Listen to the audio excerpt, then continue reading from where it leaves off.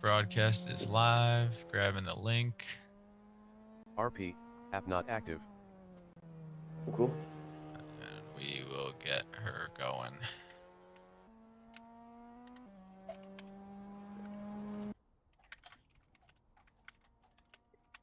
Alright, I'll meet you in the other chat. App not active. Or actually, Cool, yeah, sounds I'll good. meet you in the broadcast chat. Yep.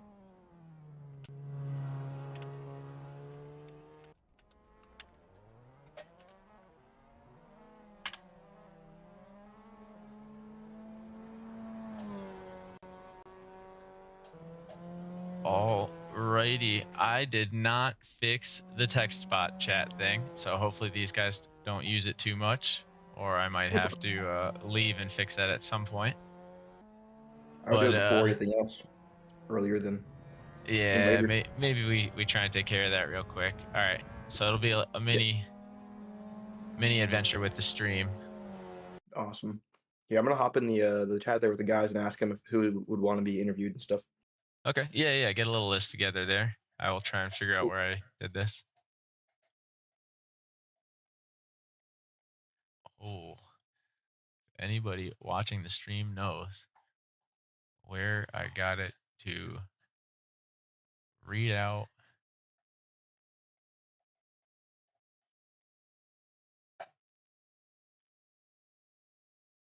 my messages.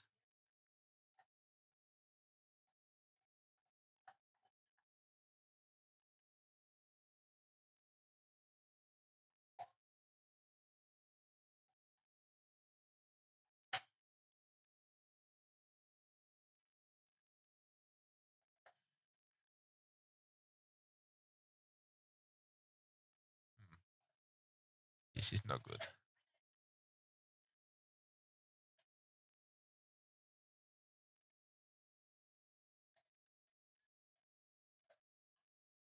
Let me do some quick Googling.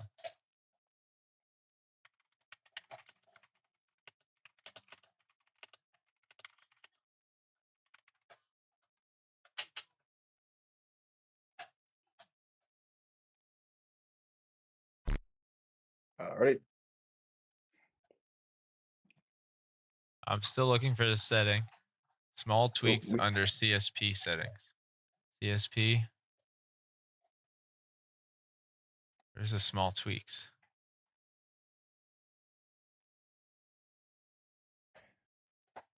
As of right now, we only have one taker for the interview, and he has a stipulation: only if he's P1 in practice. Yeah. So no takers right now. Seems like they mostly just want to focus on their laps. Small tweaks. Found it. Okay. Turned off Texas. Oh, baby, we're in business. Oh, yeah. I wish I'll you keep could an have eye been a on the part of server that there. adventure. Yeah, we're loading I wish in. I got was, my 'cause it was an lifetime and amazing stuff. adventure.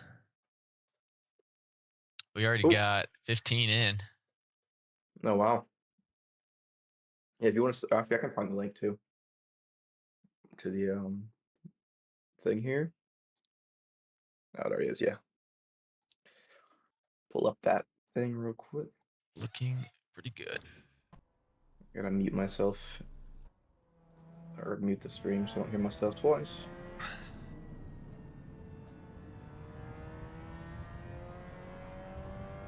All right, so let's see what we got here. Let's get a nice sure. wide angle on them.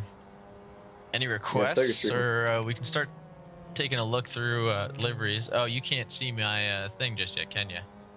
Nope, I'm not able to see the race quite yet. All right, give me just a moment here. Forgot because I left. All right, should be good now. Yeah, let me click on it here. Oh yeah, I can see now. We're in business.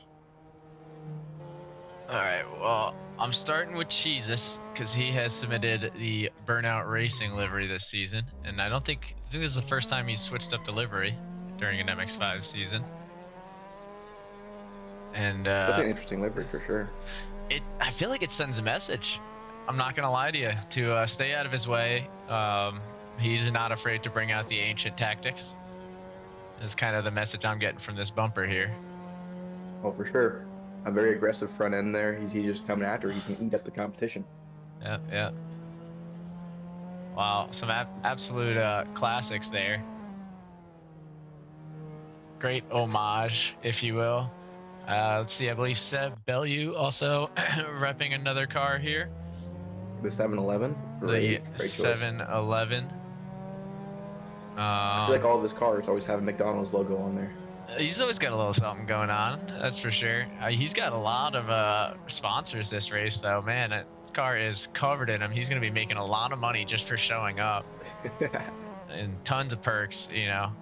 And if, look at that, between Nespresso and Monster, he'll be awake 4 days. We do have another custom livery behind him, Slay, and the red versus blue. Oh, very nice. Another one of my personal favorites. I think we made it for him season 3. See what's creeping up behind him. That's going to be Dan in the Waffle House, rocking the number 46. Definitely a very interesting car. I've never seen anybody have a Waffle House livery before. That's one that's been floating around on the server, and Dan was a last-minute entry from the waitlist along with Exeter, so they were given things that were already there. We do have a chat message from Phil. Patchy is going to be here. He's signed up for the race. Just haven't seen him show up as of yet. But I do believe that we'll be seeing him at some point. Let's see, Wibba. This one I know we have seen before. Christian Crafton in a brand new blacked out Gunners MX5. I like it.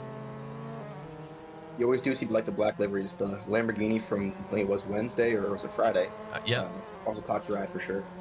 Yeah, and it looks like this one's actually got green handle on one side and red on the other. So that could be an homage to Chris C. I know those guys spend a lot of time racing together. Oh, very well, good. Take a look at these timing sheets so far. We're seeing a pretty consistent grid. I mean, the top, she's just running about a second and a half faster than the rest of the grid. But I mean, from P2 down to P16, it looks like they're all within about a half second of each other. Yeah, only and one about a half second. I do think we're going to start to see that close up at some point. We do have Articulate Fox joining now. He is one of our hot lappers. Ooh, Thorn Maddox looks like he's having a little bit of issues trying to figure out where to go. Little reverse on the track there. Interesting choice, but he gets back in motion. I think he was just trying to get a run up before the next lap. Wanted to let the whole grid go. See if you can get a hot one in here. For sure, most definitely. A lot of these guys are just going for their hot laps right now. Yep, a bold angle, but it is practice, so we'll let him keep practicing. Do got to show some love to the man across the pond, as we've already had a request for his presence. But Patchy has arrived in the number 4 Hornsby and Hall. A great livery, very simple but geometric. Always like to see those. Yeah, absolutely. I can't remember. I think this one I used Emerald Blades Jeff Gordon Pepsi livery from season 2 as a base and just kind of manipulated it from there. But he did a great job with that lock lying around, and it's very hard to do if you've ever messed around with those. This is going to be interesting. Oh, and it looks like Patchy was ready to leave him a lot of space for the inside, but he came to a full halt. Always love seeing the interesting angles there. It's definitely going to be an interesting race tonight with a lot of these tight corners all having walls around the entire track. So we're definitely going to see some contact. We're hoping it doesn't ruin anybody's race, but we never know. Yeah, I mean, it's going to be very hectic tonight. I have heard people compare this one to Macau. The one big difference is there are actually runoffs. So the good thing is collisions should get out of the way of most of the grid behind. So hopefully incidents are limited and don't take out and separate the packs too much here. For sure. I'm going to say we'll make it to lap 2. I definitely think we can make it past lap 2 if everyone's pretty respectful of each other, but you never know. There's always some things that can go wrong in sim racing. You got netcode, and not everyone's running wheels. Some controller guys might even have some keyboard guys on. Exactly, and everyone's got a different breaking point there. Just a lot to learn about each other today as we go around the grid. The Inferno is going to be one of our new racers this season, so to speak, new to the grid. Currently representing Dino's livery there. I love that. I'm really excited to see how these newer guys do with the with our more I'm gonna say OG community. We have a big group of guys that we've seen for a long time, and now I'm seeing a lot of new names that I haven't necessarily spoken with or had the pleasure of racing with yet. So I'm really interested to see how they do with the other guys on track today. Yeah, and we are seeing them higher up on the leaderboard as well. We've got 2 of them here. Oh, actually, never mind. That's Brett. Brett's just been away a while, so I don't recognize his name on the leaderboard, but Brett's been here. So I think like our top 6 guys or so are pretty much regulars, but about half the grid below that are pretty new guys. Yeah, I want to say Inferno, Richmond, who we haven't shown too much love to just yet. Maddox down at the bottom there, and I think someone else was. I think Exeter is one of the new ones. Exeter's been with us before. I think Exeter mainly drives in the GT3 series, but I think I've seen him before in 1 or 2 MX5s. Okay. Yeah, I gotta start memorizing these names down here at the bottom. I don't know. Can you read the track descriptions on your end? It's a Boulevard du Caramel. And say it in a southern accent here. Du Caramel. Du Caramel. Rue du Cologne. I'm not doing it on purpose. Doing better than I would. De Paler. It's probably more like De Palier. Rue Papineau. That's an easy one. Ryan. Oh, Ryan. Look at that. There we go. Ricky Richmond going through Ryan. Say that 3 times fast. Villeneuve. You don't pronounce like the last consonant ever. Avenue Gilles Villeneuve. Villeneuve. There's some French people that are watching this that are never going to tune into our broadcast again, and I do apologize. One of those being my French cousin. Yeah, they're punching their monitors right now listening to us Americans try and pronounce some of these words. Yeah, Nevin, if you're watching this, I apologize. Love the Boulevard du Carmel. Yeah, that's a great name, honestly, going into Du Carmel. Speaking of that corner, I think it's going to be really interesting how tight it gets there with that arch. We're definitely going to see some interesting passes. Yeah, there's absolutely... There's one line through, and if someone gets in front, they're going to have to hope the other person backs off. That's really the only way to make that work. I think we'll see someone go too wide. Oh, for sure. I think that we might even see 3 wide. We saw it earlier today with the EU MX5 race. We saw 3 wide. I think that was right here through the Carmel. Yeah, it was. I think it was through that. It was right under where that the overpass is. Yep. That little gateway you come over. So little sketchy moments earlier on. I believe we are going to have the AI broadcast starting week 2 for the season. Next week being an open event. So we'll be broadcasting, or I'll be broadcasting that. You're welcome to race there if you want, Jawa. I might. It's not a season, you know. I don't quite I tend to perform near as well in these MX5s. Not really my car of choice. Yeah, we have Techly Racing telling us how broadcast. I'll represent the broadcast team. All right, looks like we do have Techly Racing's. What'd you say? We have Techly Racing in the chat right now telling us how to pronounce some of these corners. Villeneuve. It's definitely not Villeneuve. It's like Villeneuve. Like you gotta have an R in there. If Seb Bell, you could hear me, he would tell you I'm right. I like the little pinstripe action going on here. Again, very difficult to line up. For sure, it's interesting. It almost looks like waves of that red there. Inside of that bigger pinstripe. It definitely lends to the camaraderie, though, because you can see the hints of red along with the green, as we saw with that gunner of Christian Crafted. Oh, for sure. 19 on the grid now. getting a little bit bigger. We did have one more disjoint, so that'll be coming out shortly. T-Sid. 14-minute lap from Chris C. That is one hell of an entrance. That man comes It is in indeed. blazing. Our grid is still staying pretty tight. We had about 4 or 5 new guys join the server here, and they're still pretty close. I think the only guys that haven't put up a decent time yet are guys that have just been setting up their setups for the cars and haven't done their full out lap yet. Yeah, I'm waiting to see if we get any messages from between Fox and Jesus exchanging setup tips. See if Fox can find that last really half second will put him within reasonable race pace to make something happen. We saw back markers defining the race a little earlier, so no reason to think it couldn't happen again. Oh, for sure. With this tight of a track, it's gonna be very difficult to get behind, get around lap cars for sure. And with the rule that they're not obligated to get out of the way, is going to be very interesting for sure. Yeah. Now there is an etiquette around it. You know, they're not obligated to get out of the way, but it is always the polite way about it. You know, at least to not pull off to the side, but do your best to kind of let the action go around you without sacrificing your own line too much. It's a fine line. It's a very fine line, and that's why there's no clear rule on it, because there can't be a clear rule on it. It's a very situational thing. It's just you got to know what's happening behind you and make a judgment call.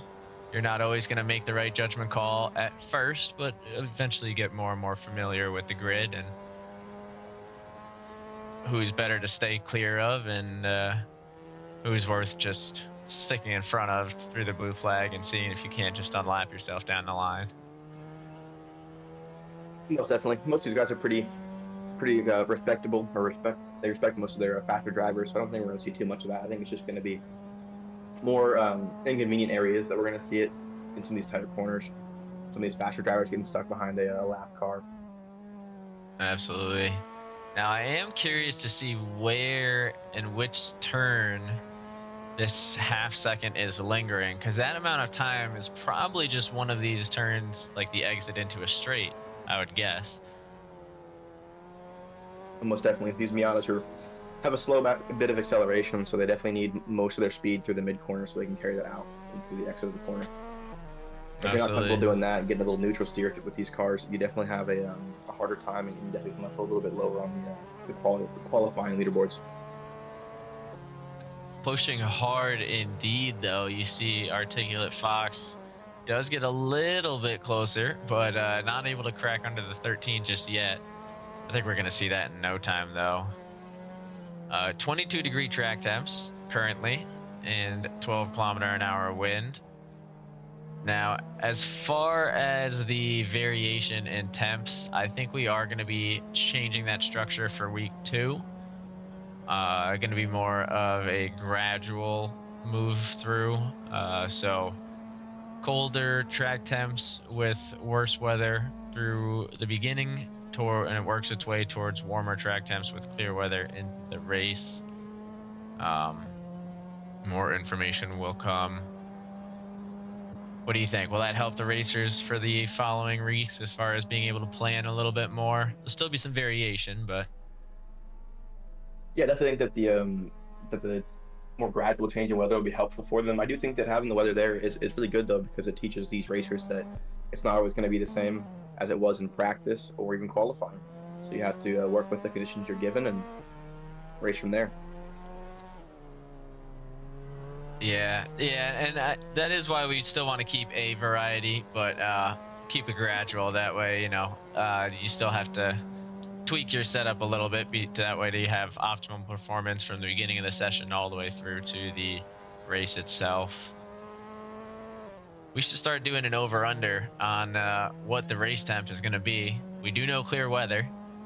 I'm going to say 27 track and 9-kilometer wind. What do you got? I'm going to go with the 24 track, a little colder, and go with 7 kilometers an hour on the wind. Okay. So we're both saying double-digit wind. We're not feeling it'll be too much of a factor. We have no weather charts. This is just pure gut instinct. And cooler temps coming from you there. I do believe it might stay a little cooler here. But who knows, we might get some warmer weather, which will increase the grip, but also deteriorate those tires much quicker. We are in Quebec, you know. Gets a little chilly up here. I might have made the right choice then. Who knows? We just saw somebody in the wall there. I think it's practice. I want to say that could have been Chris C. or Brett Anderson. I'm not entirely clear. I think Brett Anderson in the 7 car. He's currently in pits.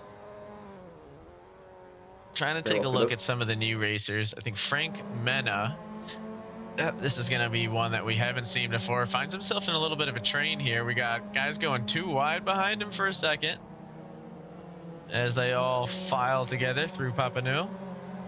Oh, and look what's going on in front. A little bit of bowling action. We'll see how his avoidance skills are.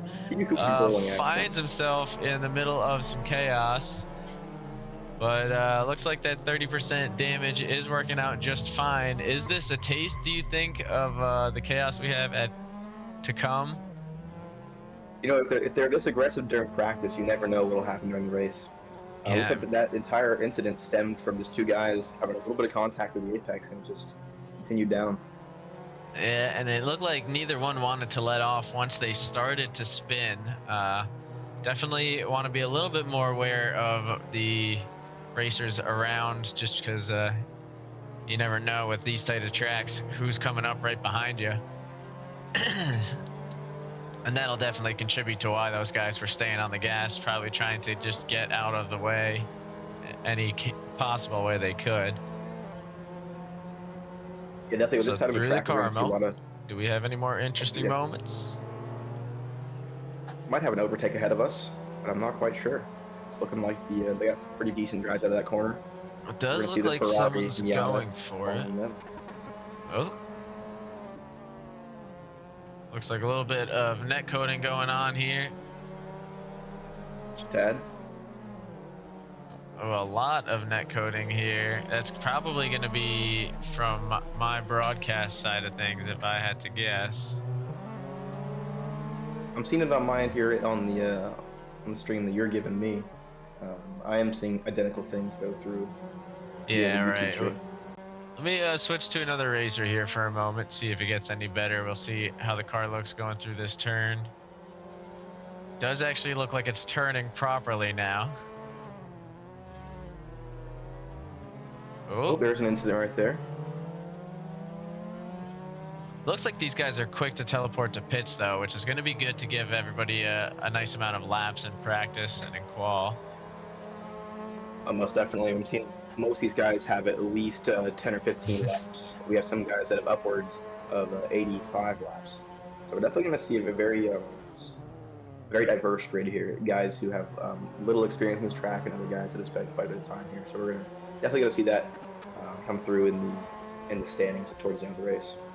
For sure, for sure. And it looks like we're currently sitting at about a 5-second difference through the majority of the grid. Still running into a little bit of netcode issues, it seems. I think that's going to be on our side, unfortunately. I might have to change up the quality that I streamed to you there, bud. It's fine. Just a moment here.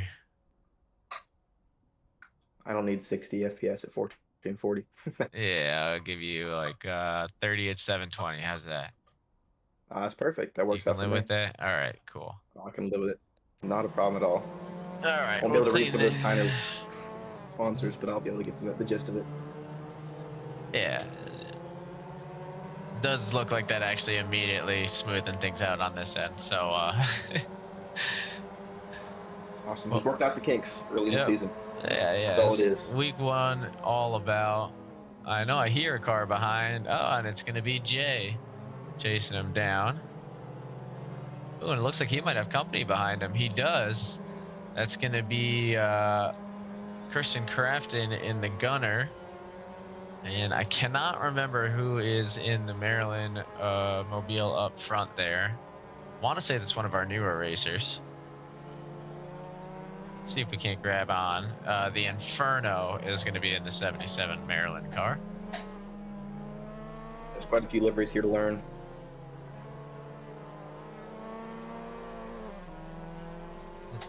Looks like we have a grid of about 22 guys currently, which is going to be a great race tonight. I'm not sure how many we can hold for this entire race. I believe we filled up 31 sign-up slots. So we'll see how many show up. We did already have a few confirmed they won't be around, so it won't be the full 31, but I mean, we do have a couple guys who typically don't show up until qualifying, mostly just to avoid this monotonous lapping up front. Not to make it sound like that, but you know, it does get tiring, 45 minutes of the same laps over and over. Oh, for sure. I mean, these practice times are more for the guys who haven't got to spend the time during the week on these tracks, and just gives them a little bit of a boost here, so they're not getting absolutely dropped by not knowing the track. The fisheye cam is a little tricky here. Go with a little less. This is a great view here. This corner is going to be absolutely madness. Yeah, on these first few laps. It's gonna be, I think, where most of our chaos will be held, unfortunately, for some. The real thing is just gonna be, I think, if you find yourself in the middle of the pack, you got to ask yourself, is it worth trying to get a couple spots early, or do you want to hang back, let the chaos happen in front of you, and then get on the gas and get through it? You know, coming from an endurance point of view here, I definitely think that hanging back is the way to go. I'd much rather not risk my car and my my first few laps for the one or two positions that you never know you might gain back by that opponent spinning or having a tap with the wall and damaging your suspension, etc. Exactly. And you know, it might only be a 20-minute race, but it's a 7-week season. Ooh, a little bit of contact there, seems, between Sid and ETD, the racer. Ooh, sometimes known as Elvis, with a dangerous re-entry there into the middle of the train. I think a little disorientated. We have seen the re-entries get kind of dangerous on this track just because of how tight the track is, and there's no runoff in these straights at all. So we definitely might see some carnage from some interesting re-entries. We're hoping that all the guys respect those boundaries, though. That is always the hope. And we're just gonna send a quick message out.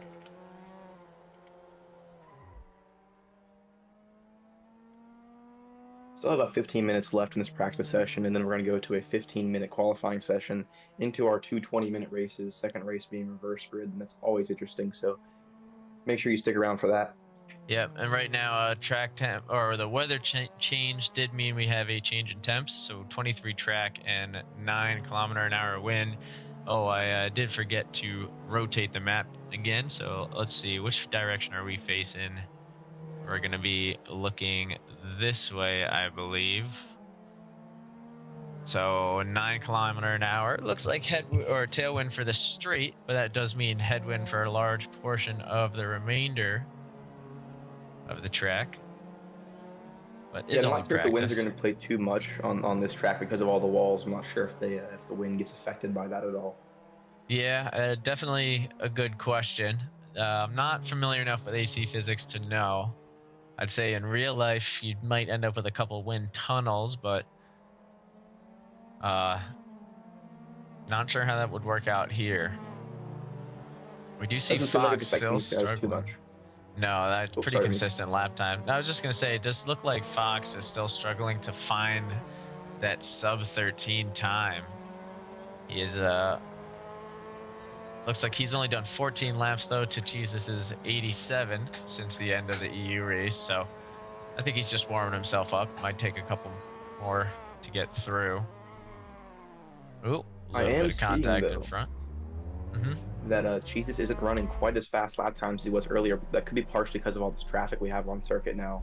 But him and Fox are looking pretty close here, within 1/10 in these practice laps. So very well could be just the traffic that they're having to deal with. Jesus was in here earlier when the grid wasn't near as full, so he was lapping quite a bit more and possibly quite a bit faster because there was no traffic to get around.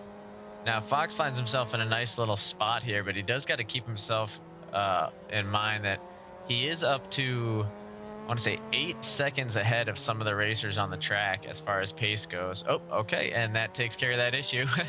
I was just going to say he may want to leave a bigger gap for his hot lap, but seems to be doing just fine. It does seem like a lot of these guys are spreading out. And I just watched a huge crash ahead. I think that was just about everybody.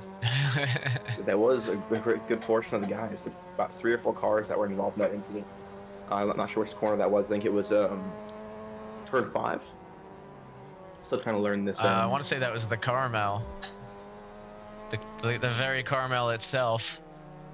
I just love that Ryan is the name of one of these final turns here. It's not too intimidating, you know, it's just kind of, it's just your buddy. It's just Ryan, you know. It's a very interesting one considering the rest of these corner names are very interesting and diverse. Yeah, yeah.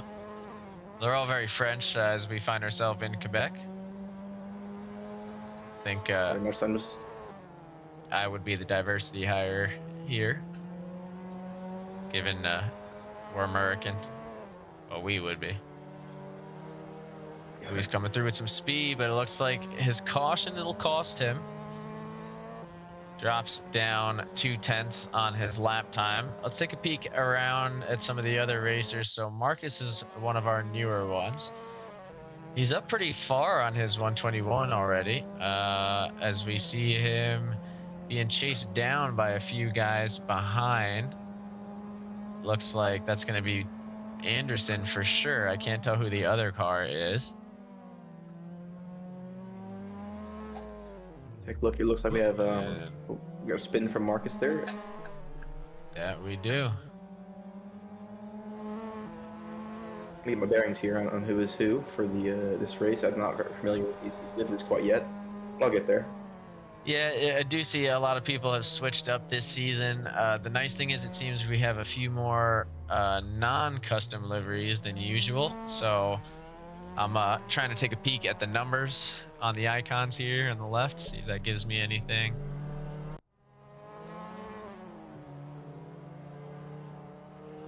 Now, feel like I'm vaguely familiar with some of the names that are out on the track. I've seen them in the server before, but I don't think I have seen a good chunk of these guys racing.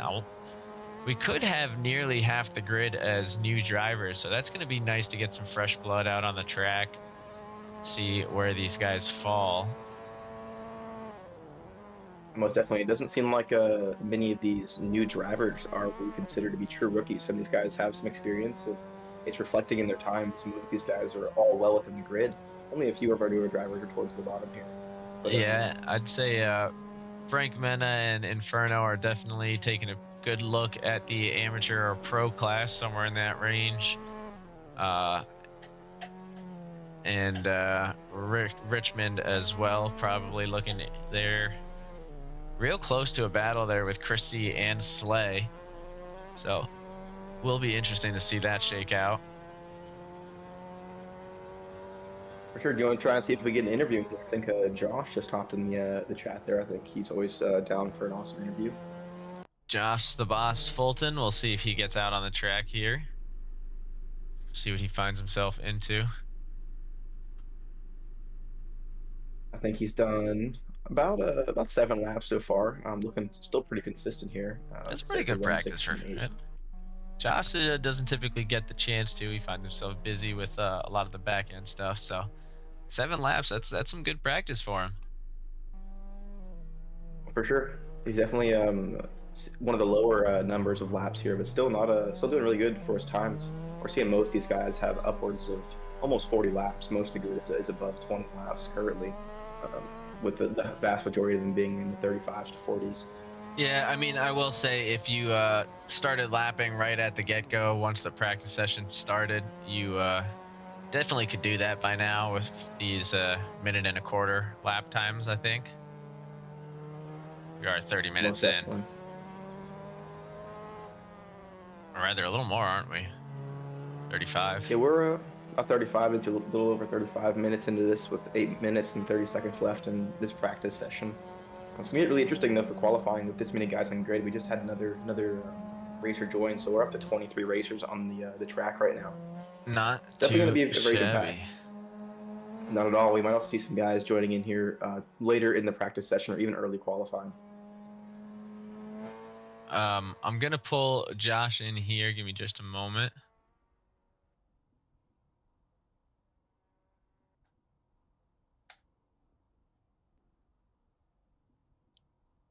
Oh, that was the wrong one. Where did I move We him are to? watching. Ooh, We have two broadcasts. Hang on. Oh no, I stole Josh. Okay. Hello? Hello? Good evening. Oh, there he Hello. is. Mr. Fulton. Hey, what's up? I bounced you into the wrong room.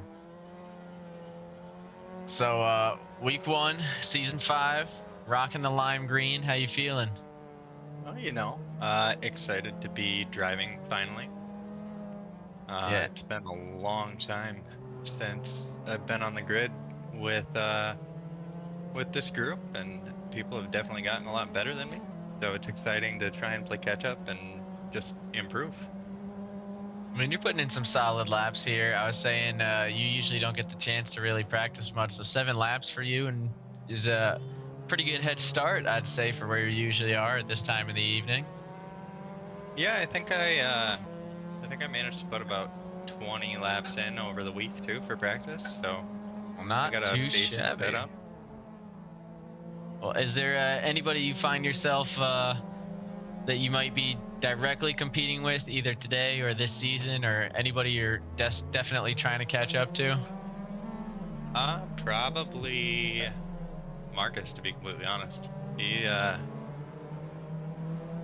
was pretty quick in our F1. Struggled a bit with consistency, but he definitely has the potential once he gets the hang of it. I'll put these guys through here quick.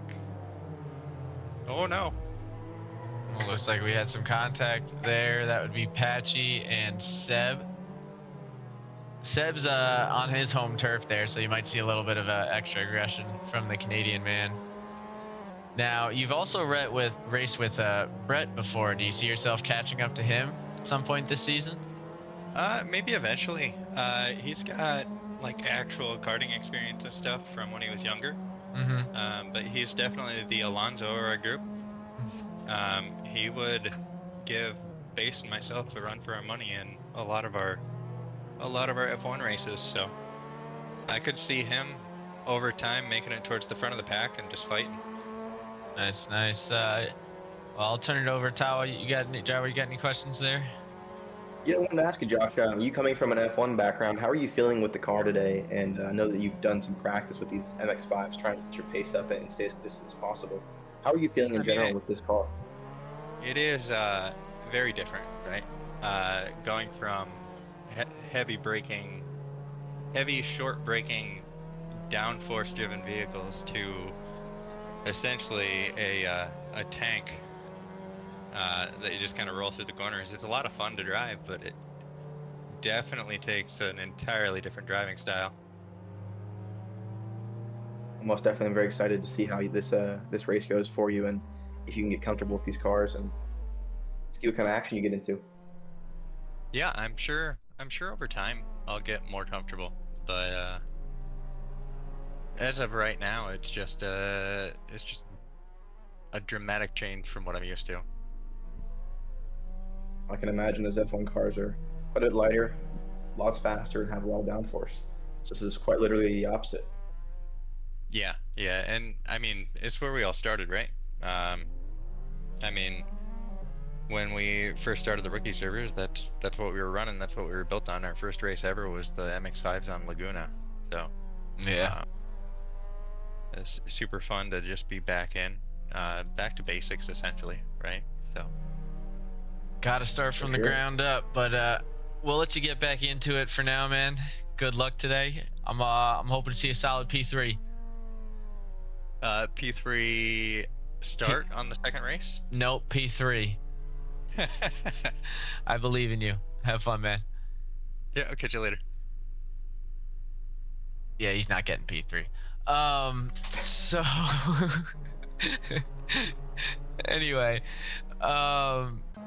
he might in his class. I don't know what the rankings are going to be. He is catching up pretty good. We definitely were distracting him there. I noticed his race time's taking a little hit because of us, for sure.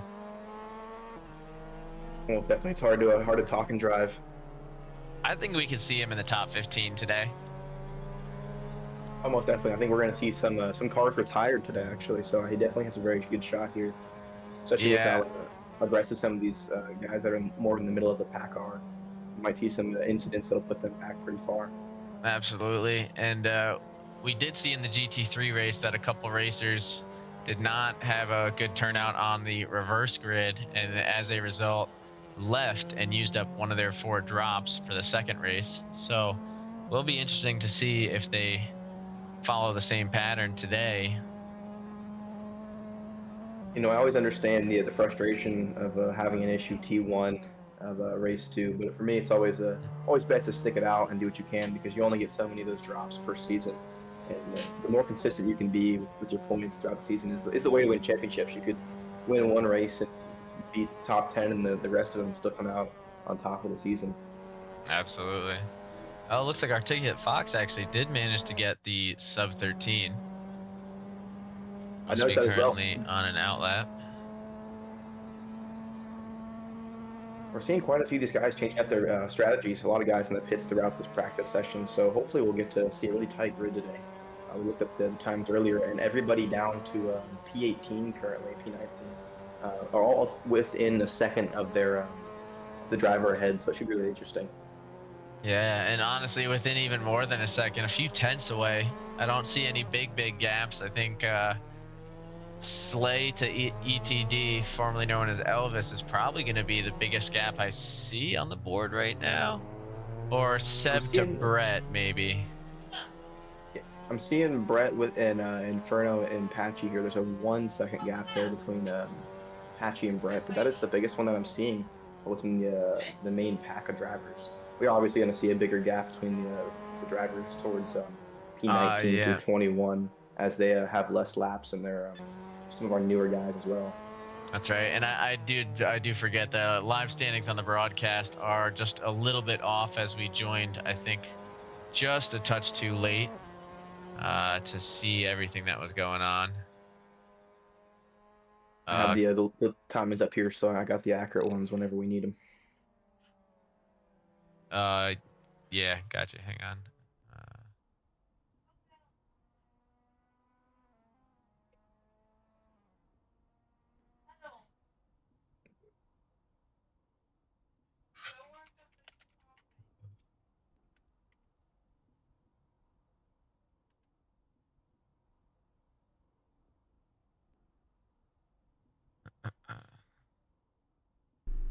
Alright, I'm gonna turn the auto thing on. Sorry, I think someone's having some issues with the race. No worries. Just checking. I can do some talking from here until you get that all figured out. Stud. We are seeing Jay now. We're on board with Jay. Now Marcus have swapped over.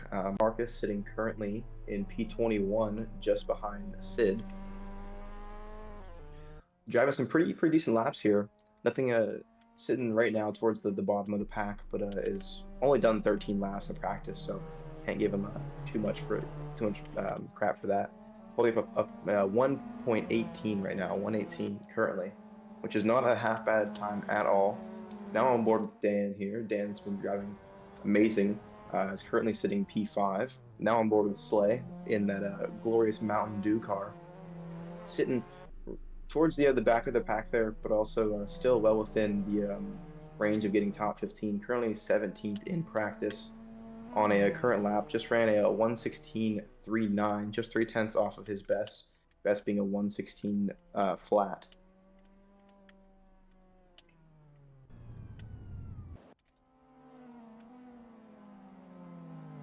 As our practice is coming down towards the end, we're seeing most of our guys in pits. About 3/4 of the grid is in pits. About probably 7 or 8 drivers still on the grid, doing their last few practice laps. We are in overtime, so when these guys finish up their laps, that'll be it, and then we'll get right into qualifying.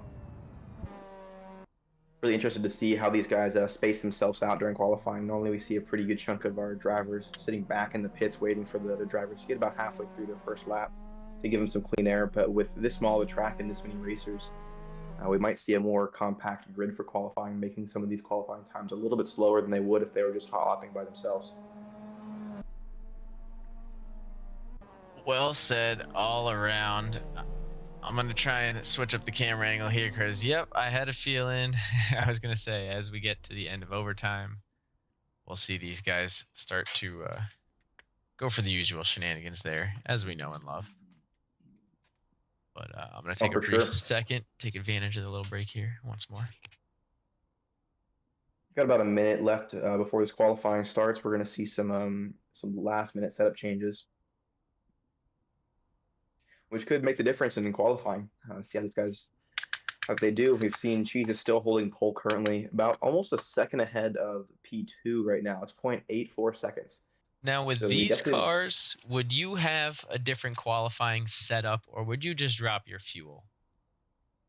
You know, for me, when I did the few MX5 races, I just dropped my fuel. I know that some of these guys do have a setup just for qualifying with a lower tire pressure. It gives them a little more grip. But overall, I think the majority of the drivers are going to be running the same strategy with just less fuel. But I do know that we have some guys like Cheezus and Fox that are probably running a more aggressive strategy and setup for the cars for qualifying. I know Fox is a big hot lapping guy here, so we definitely will see a different setup for him. That being said, I think that a lot of these guys are also running really aggressive setups for practice, just trying to see where they can get the car to go and how fast they can get it. So we probably won't see too much of a change for the majority of the grid, but I think we're definitely going to see some interesting things here in qualifying these guys, trying to get their best times in, which is going to be tricky with 22 guys on grid.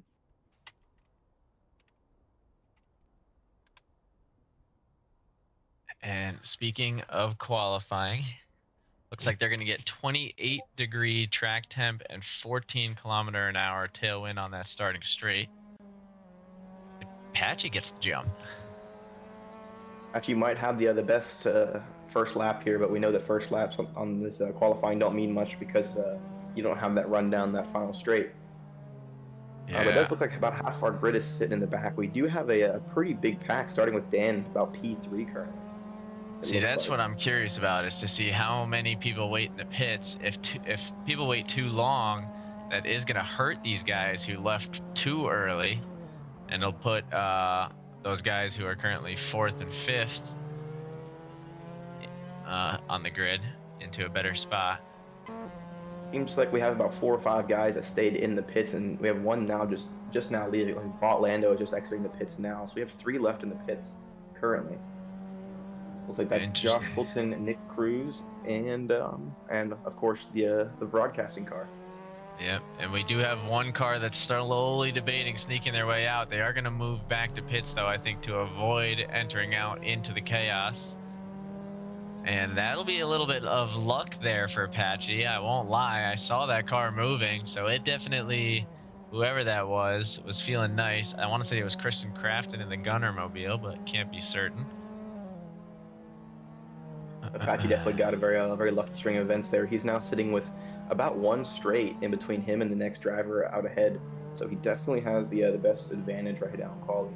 I will say though, the Bot Lando and Marcus towards the is it not Bot Lando? Sorry, I think it looks like Maddox currently is in the back there, and has quite a bit of room.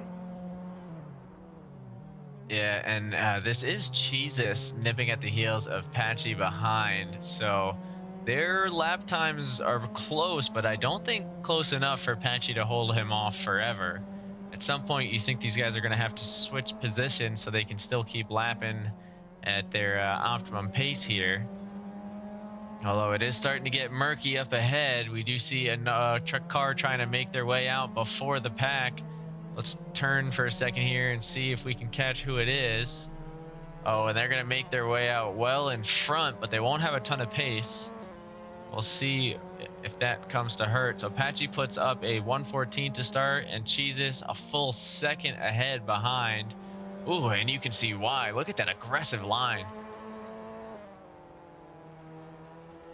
No, Cheezus definitely has a much faster line through the first sector of this track, but and last sector. Currently, Cheezus is holding first, the best sector one currently. Dan actually put up a great lap there, beating out Apache with the fastest sector 2 currently. We have the top 3 guys that currently have a purple in one of the sectors of the laps. Dan returning to pits momentarily. I think he's going to try and get out. Looks like an interesting spot there. Gets out kind of right before a massive grid, or massive part of the grid. He does have the pace to stay in front of most of those guys, it looks like. But see how he does. Sticking with Jesus, though, to see if he can get into the 12s, as he was pretty comfortably below them earlier. Starting to get a little bit of traffic in his way, though, now. Could hurt his final turn, and it looks like it is. Does he have the acceleration to get by? Ooh, he will improve, but not enough to see the 12s just yet. Oh, and contact there. Looks like Thorn Maddox. A little bit of contact there with Jesus. They both head into the pits. Now, Jesus was well ahead there, so a little bit hairy, but it looks like they'll both be kind of on their way. As 10 more minutes of qual and only a minute per lap, these guys will be able to keep moving through. Keeping our eye on the live time, as we got a lot of action there, a lot of hits with the walls between these guys. A little excited to see the collisions at the end of the race. No, I definitely am too. It's one of the staples of Triple R, is everyone's got to smash into somebody at the end of the race. That too. I meant the number of collisions, as we have the environment count turned on as well. I noticed 48 was the peak for race 1 in the EU. I'm gonna tune in real quick and see who we got for race 2. Race 2, most amount of collisions was 26, so not as bad. I have a feeling that we're going to smash that 48 out of the water. I definitely do too. I think we have a more packed grid today with 22 drivers currently. We still have 2 drivers that have not completed a qualifying lap, that being Josh and Nick. Let's take a little peek there at Nick Cruz. As it looks like this is going to be his out lap, I think.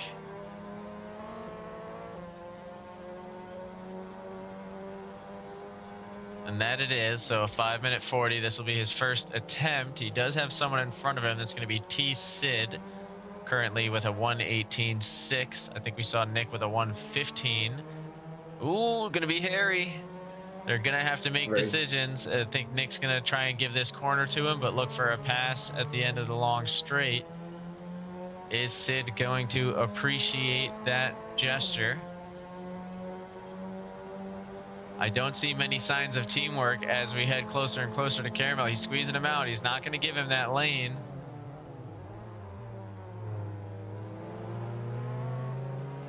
I have a feeling I'm going to be hearing about this one. And that right there, let's, who was that through? Just to memorize all my liveries. Trying to see. Live time has got them wedged off. It's the number 61. Looks like Frank Mena, so going to be one of the new racers there. And they're all trying to find their way around Sid, actually, it looks like right here. So Sid now holding up a couple of members on the grid. I noticed Jesus still hasn't gotten under the 13, and Fox is getting pretty close to catching up. Yeah, Fox is in 1/10, which is kind of what I was saying about earlier during practice. These guys have such a packed grid that it's going to be really hard to get the best times out of it, because they're either avoiding drivers or trying to pick the best time to go for that hot lap. Ooh, a little collision possibly with the wall. I think they may have avoided it, but definitely lost the pace. Let's take a moment to look elsewhere on the grid. Josh Fulton did manage to put in a nice lap in the lime green. Finds himself struggling to keep his own pace, though, through the first couple turns, so he'll have a lot of making up to do for the back half. Let's see who's breathing down his neck. That's going to be Bot Lando in the 57, sponsored by Mothers. We actually use some of their detailing products at work from time to time. It seems like Botlando was definitely creeping down his neck here, gaining a little bit more Ooh. speed, but he does decide to slow down and give himself a bigger gap between him and Josh. I will say that Yeah, technique is massive gap. that strategy is very effective, but can be dangerous if you're not checking your mirrors. You could brake check somebody and send you both into the wall. I was just thinking that he does have a little bit of company behind him, so he's gonna have to get on the move. But oh, I see. He's got a 1:13.359. So I can understand why he's pushing a little bit to try and make something happen. There's Josh Fulton just finished another lap there. That was much faster than his previous, putting him up to P19 currently. Perfect.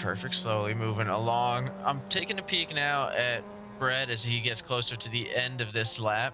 He's one of the racers just shy of joining the 14 club.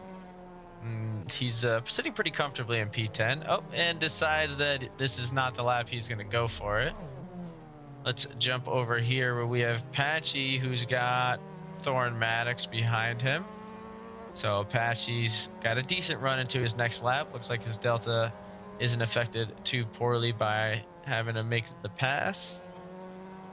Finds himself on a good run. I'm just looking for people who are going to make some nice time movements here at the moment. Patchy's giving me hope that I'll see a 13 out of him. Patchy is sitting well within the higher, faster guys in this pack. He's only about a 0.2 of a second off of Wibba. Wibba has a tiny gap to the car in front. He's only behind Jay by 0.015, so 1/100th of a second. Not too bad at all. Man, Cheese is just slowly chipping away, huh? He is putting up a 112.68, which is much faster than the car behind him, being Fox, putting him about a half a second away there. I will say that Jesus has been very strong throughout all these MX5 races, and he currently has the best sector 1 and 2. Just now on this lap here, just put out the best first sector as well. And did the weather just change, I believe, at the 5-minute marker there? It looks like we've got 23-degree track temps and a 19-kilometer-an-hour crosswind, which is a bit of a tailwind for the second straight. So I feel like 19 kilometers an hour, that might do a little something to him. It's definitely enough to change some of the pace down in some of these straights, but it shouldn't affect them too much through corners, as these cars are pretty heavy and they're not entering with that much speed in comparison to some of the other cars that we drive here at Triple R. Man, Patchy really pushing the limits right up against those walls, but seems to be avoiding contact pretty good. Jesus finds his home in the 112.3. Ooh, and Articulate just barely misses it, huh? With a 113.014. Now, both these top drivers are definitely chipping away at their times here, but Fox has not yet been able to crack the 112s, where he did do it once in practice earlier with a 112.994. Yeah, and you know, let's turn on the auto cam here. I'll let it bounce around the action for us for a little bit, see what's going on around the grid, try and show some even love if we can. Jay looking pretty good through Ryan into Villeneuve. So with only 3 minutes left, we still have one racer who has not completed a qualifying lap, that being Gabri. Has not completed any laps yet, it's just in the pits. It looks like he just joined in a minute ago, though, based on what I'm looking on in the line timings, and leaves again. Maybe having some technical issues that we're not aware of.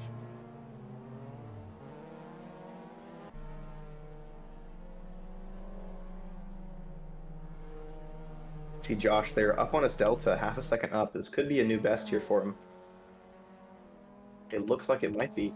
Josh is going to cross the line over 0.6 seconds ahead of his previous best.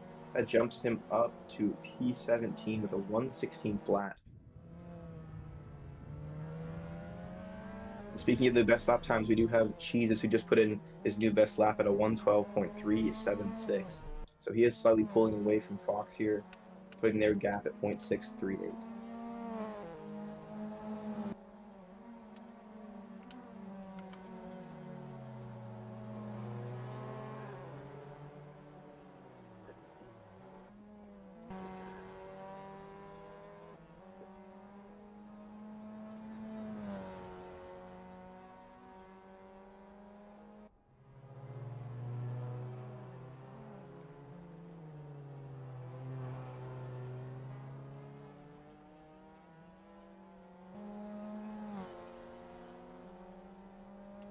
seeing Patchy now on his best first sector so far in this qualifying. He's only about 0.065 off of Wibba, the car in front of him.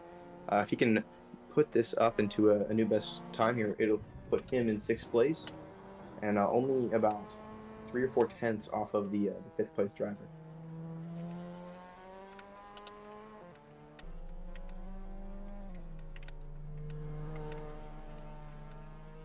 We're seeing Sebastian now with the run that Sebastian has. He might just be able to get enough speed to beat out Patchy and put her in P7, but it doesn't seem like that is likely. With only 58 seconds left, this is probably going to be the last lap for most of these guys in their practice. Yeah, and it does look like Go Brian will not be joining us today. Unfortunately, just issues with does not have the DLC pack for this one like we had originally thought. A little miscommunication on our end. The livery pack shows up as download car, not download liveries on the server description. That's where it can get confusing. Sorry, had a little brain fart there. Yeah, yeah.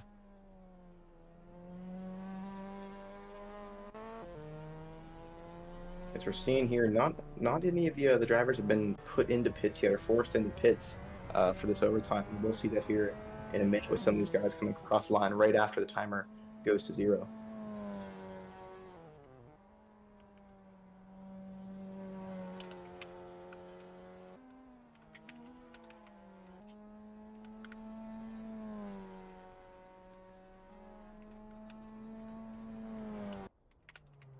Well, Buggy, is there anybody today in these races that you expect to do better than they have in quality so far?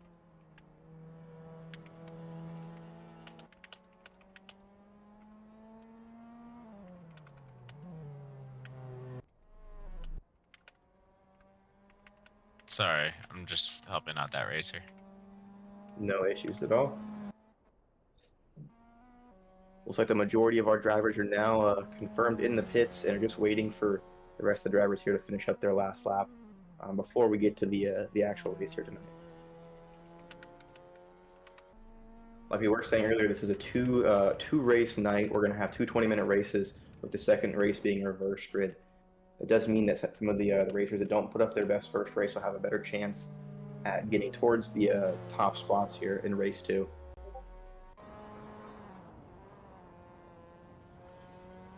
All right, I am back for real. Sorry. No issues there, no problem.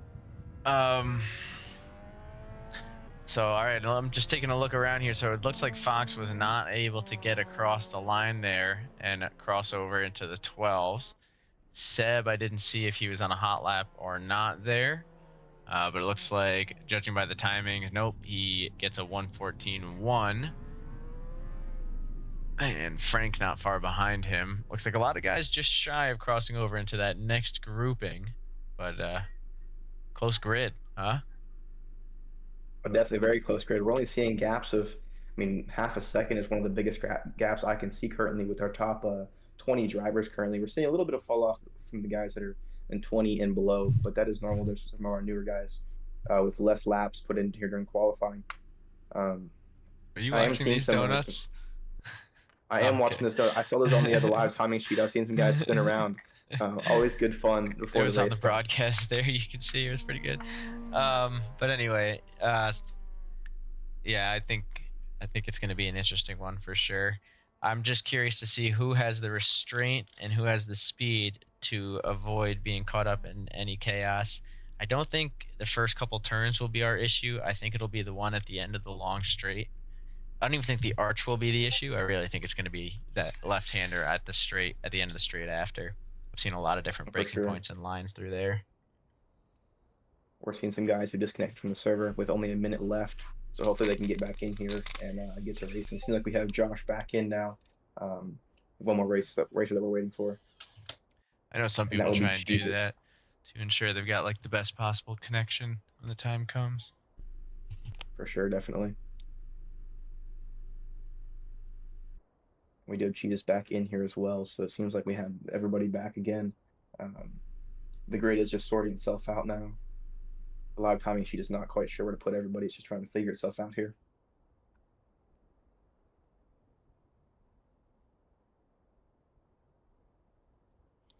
Only 30 seconds now until we get the guys on the grid, and we wait for that minute countdown until race start. Yes, sir. Back just in time for the start of the action. Float is saying T6 demo derby. Is that caramel? Then I think we're making the same prediction there. For sure, I saw a little bit of talk in the server chat about how many leaders they're going to be running today. I'm not sure what they're looking like today. I've not been able to do any laps around this track yet, but I think there's going to be quite a few laps done today because of these short lap times. Probably seeing close to 19 laps, would you say? I think that's a pretty safe bet, although a minute and a quarter, maybe 16, 17, but I've been known to be off the pace on this before. Let's get the broadcast car off the grid. Let's try and move this from behind there. Gotta move a couple things. Real rookie broadcast, baby. Can't get the broadcast auto cam off. There we go. And we are good to go. Let's get the drone running. Season 5, race 1. I'm ready for some action. Lights have come on. We should see about 10 seconds till they drop. I'm ready for some real good racing today. Really packed grid, 21 guys. So we did get 23-degree track temp, so you were right about the colder. 17 km/h wind here. Looks like it's going to help them in the third straightaway. And straightaway, we see 3 wide in a couple of sections. So let's see if we get some turn 1 action. We do see a spin and a couple casualties caught up trying to avoid it. But that'll be Frank Mena and Slay who get caught mostly in the action. We do see a little bit of more rubbing going on through here. Everybody's going to have to start to pick a lane now.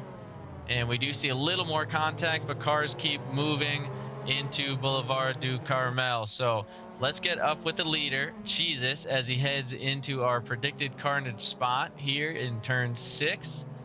I am seeing a pretty healthy grid go by for the moment. A couple of incidents with the wall there. The leaderboard is killing us a little bit on the timing. Ooh, and this might be our first, big incident again. It's going to be Slay and Frank caught up. Ooh, and looks like a third racer there. Elvis gets tagged by Slay. So Slay, Thorn, and Elvis have all been caught up in some chaos here. Articulate Fox finds himself 1 second away from Jesus. Jay 2 seconds behind that, leading the pack. And we'll actually get a little bit further into the pack here with Bot Lando if we can. And see what's going on behind as we get 2 wide behind Dan. Almost 3 as it looks like Wibba was looking for a little nose in there for a second. That isn't tight racing here. We're seeing the grid still really, really close here. Saw a little bit of an incident behind us in the later bits of the grid. But I'm seeing 2 packs forming. What I'm seeing looks like Nick Cruz leading that second pack currently. Yeah, and that we'll check in on. It looks like, a little bit of chaos caused between Inferno and Crafton, but Inferno does the gentlemanly thing and pulls aside to let both guys get back on track together. That is something always nice to see. We're going to try and jump back into another battle going on. So it looks like Jay and Bot Lando looking for a way around the Canadian man in front of him. You can actually see Wibba and Patchy battling, or sorry, Dan and Patchy battling it out behind. And these 2 races were really strong during qualifying. I'm curious to see how this goes and if they're going to be super aggressive here this early on in the race. Still a little under 17 and a half minutes left to go, but we've seen so far these guys have been pretty respectful to each other and have made some decent passes. We see there Jay closing the door on that being Bot Lando. Yeah. Enough room for him to sneak his nose through. And just a little call out there, Jesus has put up a 12.8 on the second lap of the race. So sending a message early. Speaking of sending a message, looks like Brett's going to go for it. Oh, and pushes himself a little bit too hard. Let's see what chaos that causes. That's a blind corner. That's going to be dangerous. People are coming in hot. He's going to have to make a move soon. He's got a big group of the grid coming around now.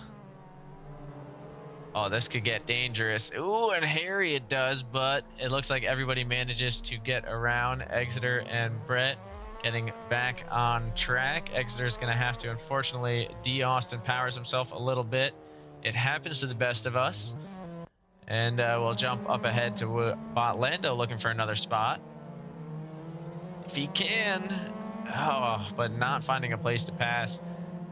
I mean, you've been watching them for a little bit here now, Jawa. Where would you pass? You know, it is really hard track to pass on, especially how tight it is. I think that it's really going to have to be a little bit of a dive into the corner, but it's going to be difficult. I think this right-hander here is going to be a great place to pass because it isn't as aggressive or sharp as some of the other corners. But speaking of that, this looks like that's the second time that Botlando has gone for a slight dive there on Jay through that corner. Did it on a lap before. I don't think this corner we're just going through now is going to be a passing opportunity at all, just because of how tight it is and how blind it is, because you can't see past that pillar. But I definitely think we're going to see some passes right after, right there T1 and maybe the last corner of the race.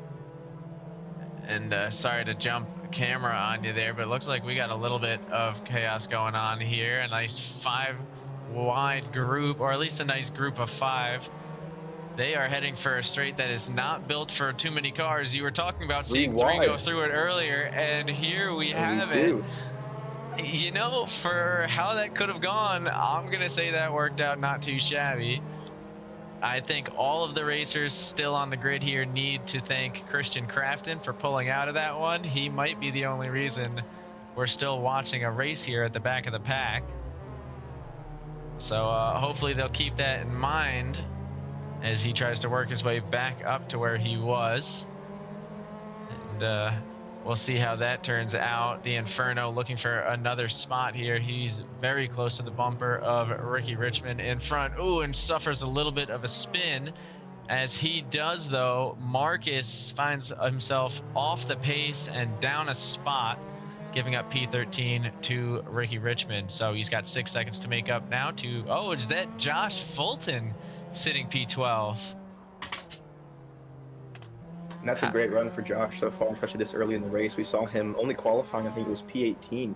So seeing him up at P12 is a great jump for him. I think he made out really well through those first couple laps. We saw him shoot through it. He had one incident that he narrowly avoided, came out straight and clean. So that was a very good run for him so far. Yeah, and I mean, his car looks to be in good condition. A couple scrapes here and there, so looks like he's avoided any serious contact with the walls. And not too far off of Slay in front. If he can find a couple more tenths, he'll be inside that drafting range. I think it's 4 tenths with these Miatas. But needs to avoid a couple incidents like that. We're going to look back for a second, though. Yep, because I thought we had a 3-wide incident coming up towards the Caramel.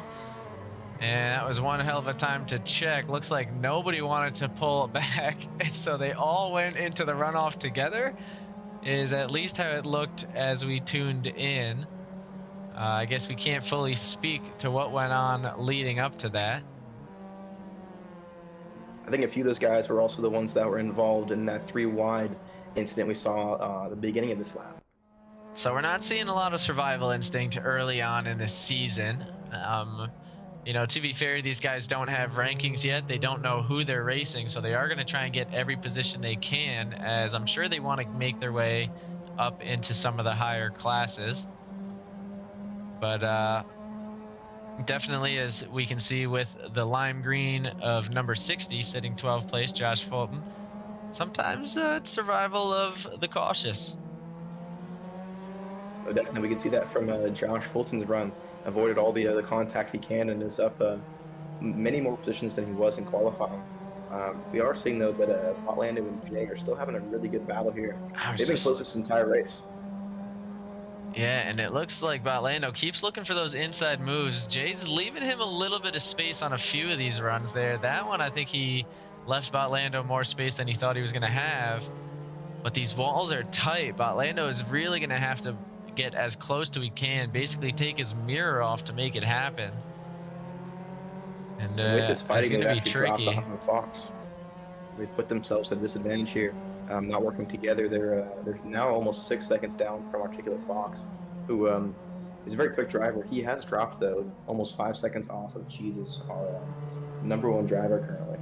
Yeah, although Jesus might be lapping a little bit too fast as he finds himself getting pretty close to Exeter in front now. So that's going to be interesting to watch. Looks like it's only about 10 seconds between them, according to the live timings that I've got here. Yeah, I'm seeing they're pretty close. They're on the same stretch of road right now. I did see Jesus have a small little contact with the wall earlier, which could have slowed his lap up a little bit, but doesn't seem to because he just put up his personal best there, 112.673. And it looks like there's a little bit more contact we missed there, but Christian Crafton, the Inferno, trying to make it together too wide, and looks like almost the same thing here as these guys pass Marcus, sends it a little bit too far into the turn and has a tight re-entry. Might have been a bit of a dangerous one. I'm not entirely positive. That's a blind corner there, so it's really hard to kind of see what's going on.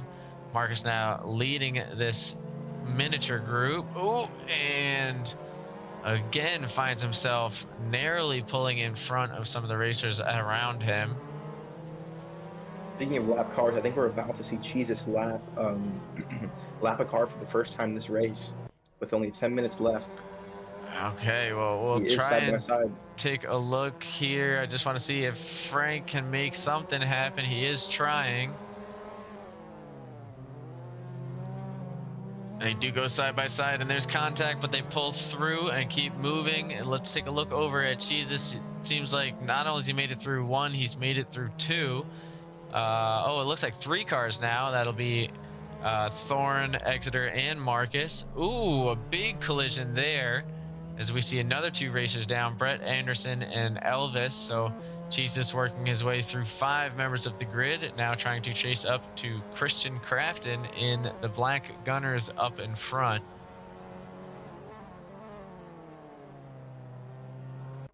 I have a feeling staff's going to be a little busy with some tickets today. Jay's found himself some breathing room here. He does. He's avoided some of that contact and also given him a good run up there. It does look like Lando behind does get stuffed a little bit by that lapped car there. Yeah, I think these guys have found themselves right in the middle of that traffic pack now, so trying to see if we can grab onto him. We've got Marcus there, but Patchy is the man trying to work his way through, so he's blue flagging most of this grid. I think they're going to see Botlando go by. Oh, actually, I think now they may have made their way fully through. Looks like they're back all together. Yeah, and they have a couple drivers ahead of them that are lapped cars or soon to be lapped cars. But yeah, they're all together now. I'm seeing a train about 2 or 3 with Jay, Botlando, Dan, and I'm seeing one more. It looks like Pat. Yeah, and this turn right here, turn 3, seems to be the kryptonite for a lot of these drivers. I think that's going to be the source of many of these wall taps at the very least. I am trying to keep my eye on some action, and speaking of, that's going to be Jesus moving by Christian Crafton and Inferno, I believe, in the same straight. Inferno having to slow down a little bit, changes his lineup to try and give Jesus the go-ahead. That's going to give Christian a chance. Oop, a little netcode there. But Christian takes an awkward inside angle, huh? He does for sure. Very tight there. It would have given him the pass if these cars had the acceleration and the drive out of corners like the GT3s, but that one just won't work with these cars. They're too slow out of the corner, and I think he learned that one there and will not be attempting that pass again. At least not there and not in that way. We are going to take a quick peek at what seems to be another pack forming up as we head, I think, into traffic. So Jay's going to be leading these guys right into it. Lando trying to find his way around Thorn. Might actually fall back here for a moment. As we see Patchy and Dan going bumper to bumper. A lot of action going on. Lando will find his way through at least on the straightaway.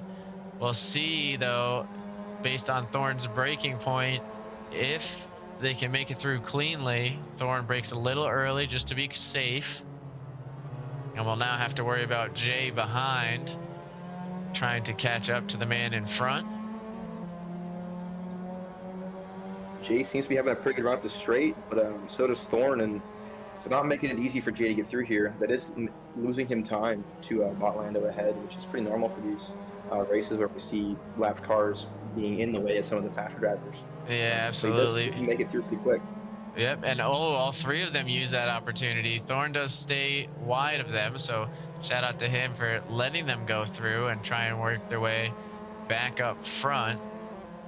But we do see Exeter now is in front of Botlando, so Botlando will have a little bit of work to do to get through there.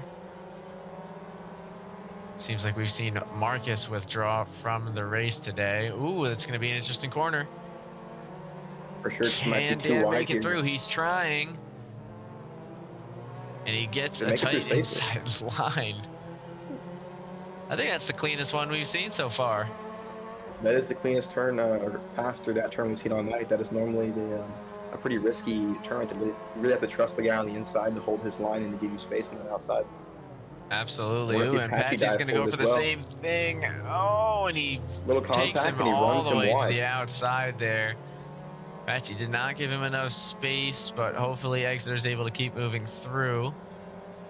He is trying to avoid being caught by Thorne Maddox, who definitely used that situation to his advantage a little bit. Ooh, and Exeter finds himself going a little bit wide there. Thorne will try and take it, ooh, with a late break, but isn't able to find the space. He's starting to get the lights from behind. Yeah, that's going to be Seb Bellew. I think his pace, oh, he's got a man behind him. That's why he needs to get by. He doesn't want to lose his position to Wibba behind. Ooh, and that's going to be close. Great restraint from Seb and uses it to get through. Oh, and a little bit of contact there as Thorne gets pinballed.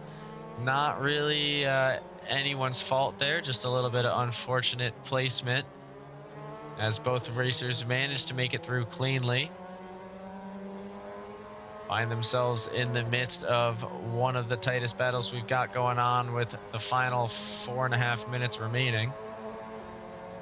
Seems like our top three are pretty defined as of right now. And our I will say we've seen Josh Fulton with a really consistent run so far. Still in 12th place and has kept that gap relatively small. He's sitting. There is a big gap there between him and Slay, but he's also held off the guys behind. We've seen Mina there. He's 2.5 seconds down from him, so we'll see if he can hold off and keep that pace for the rest of the race. Yeah, they've been chipping away, but haven't quite made it. Slay, on the other hand, has also started to move up to Nick Cruz in front of him, so we'll have to keep an eye on that, which we might look to in just a minute. But Wibba's going to get a chance here at the end of the straight. Can he make it happen? He's going to have to fight for that inside. Seb is not going to make it easy, but he does concede. Seems like Sebastian might have had a better run through that corner, giving him more speed out of that corner. Absolutely, yeah, I was just thinking that. And it does allow for them to take some clean lines through what are the more dangerous parts here and keep Wibba in that draft for one more attempt at the end of Carmel. I say one more, but I think we're going to watch this show on repeat for a little bit. He might get a drive down Josh Fulton, I think, just spun out. Well, he did. He must have, because he's overtaken his back in P13. Yeah, and it looks like he is now 10 seconds from Mena in front. He's got 2 seconds to the man behind. Don't want to ignore the battle, though, between Seb and Wibba, because it looks like Wibba was able to use the draft to his advantage to get by in the third straight. And can Seb get it back here? Seb is poking that nose of that car anywhere he can to try and get a little bit of a spook out of the car in front to see if they mess up their braking point or anything throughout that corner. That he is. We also see Slay taking the move on Nick Cruz finally, as well as Kristen Crafton taking the position from Ricky Richmond down in the grid. These two racers have been exceptional so far. Really great racing, not too much contact, and they've given each other enough room to make through these things clean. Absolutely. Sebastian thinks about going too wide into that corner, but decides it's not worth it this late in the race. Doesn't get the best drive out of the corner, but is still within draft range, and we will hopefully see him catch up here throughout the straight and maybe make a move on these upcoming corners. Yeah, but we'll give him just a minute to focus on that, because it looks like we might have something shaking up back here as they find themselves all trying to work past Ricky Richmond. Patchy's going to go for the move on the inside, so Ricky will have to slow down momentarily. Dan's been getting closer and closer. Can he make something happen? Jay's last lap are a 13.6. We'll see what he comes up with across the board here as they have a little bit of traffic in front. Ooh, Jay has to go a little bit wide to avoid it. And that's going to be Botlando, actually, not traffic. Botlando with an incident. Oh, and another one there, as it looks like him and Dan have a little bit of contact. Botlando pushing hard, though, to try and catch up to Jay. Dan does keep moving, thankfully. Finds himself in P6. That's Articulate Fox, actually, in P5. Jay now sitting in P2. So it looks like there's a chance Articulate Fox may have had some sort of incident, I'm guessing with lap traffic. Yeah, I saw that as well. He was down to P6, but now back to P5. Certainly interesting. Botlando finds himself in a familiar position, looking for a way through the inside on Jay. Finds it, but does not find the acceleration. Can he defend it one more time? I don't think the straight's long enough for Jay to make the move he needs to. Apache is right behind these guys for if someone slips up. He'll look for the inside lane as well. And finds it. That's 2 through on Jay. He's going to have to make something happen with a big switchback here. Does look for the run up. Fox going to be right in his rear momentarily. And just like that, we've got ourselves a race. Nobody is actually safe per position here except for Jesus. Everybody only one lap cars misfortune away. And it seems like they're only going to have a couple of drivers ahead of them that are going to be lap traffic, so they should have a pretty good run here through this final lap. And we do just want to mention Elvis and Thorn Maddox are in one hell of a battle. They have been for the last 2 laps as we head into the final one. Hopefully once these guys wrap up, we can tune over to that. It's P19 and 20. They are crossing the line now. So I think we will get a chance to watch after we see this battle wrap up. But wrap up it must as Fox takes another position, this time from Jay. He's only got a little bit of time left to get back into the podium. It looks like Botlando's going to have this one safely wrapped up, as I don't see Patchy getting too much closer. And Jesus has locked up P1, so we're going to see everybody crossing the line with flags here shortly. Maybe the last corner here on the circuit, we're going to see Botlando securing himself P2, followed by Patchy and Articulate Fox, with Jay bringing up the 5th position. The rest of our drivers will file in. Seems like we had a pretty tight pack from P2 to P7 here. Absolutely, and definitely strong finishes all around. We'll see if Thorn Maddox can make something happen. I think Elvis was the one who did get the position, though, so we may have missed that pass down the front straight of going into the final lap. As we watch these guys wrap up race 1, I'd say that went pretty well. Not too bad, huh?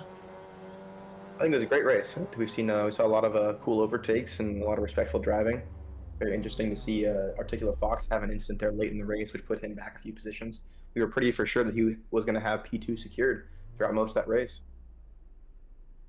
Yeah, and I'm very curious to see how that goes for the reverse grid, because it will put Fox a little bit further up the line now.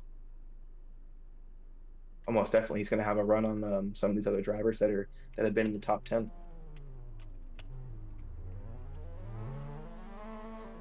And we're seeing the aftermath and chaos that is the first corner of this circuit here. We have that's a normal with Triple R. Seeing lots of donuts and a little bit of car mashing towards the end. That's always how the classic races end here. It is nice knowing that we've got Josh in the voice chat. I kind of forgot about that. So we do have a little bit of admin FIA supervision, making sure that we've got the friendly voice chat going as always. Most definitely. We definitely might see some tickets being made after this second race here, with the reverse grid always being kind of chaotic. But we're hoping it goes really well. Yeah.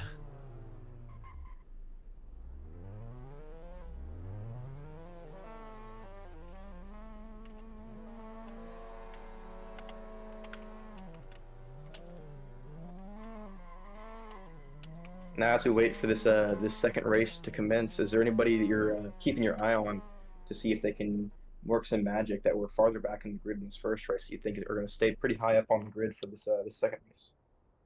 Honestly, I'm expecting a pretty big performance from reverse grid from Patchy. He does seem to do pretty well in some of these chaotic races. And same with Slay. I feel like he usually just has bad luck when he starts out towards the rear, but if he's far enough ahead where he can avoid some of the chaos, we might see a nice strong performance out of them. Again, this could be relative to their class, but still, I think we're going to see some good races out of them today. Most definitely, there's going to be some drivers to watch out for in this second race here that we think are pretty well. See here, we're going to see Thorn Maddox start P1, followed by Elvis and Brett Anderson. So those are going to be our top three for the start of race 2 here. We're going to see Cheetahs bringing up the rear of the grid. He is one of the faster drivers here today. But we will see how he handles over 20 cars to get his way through.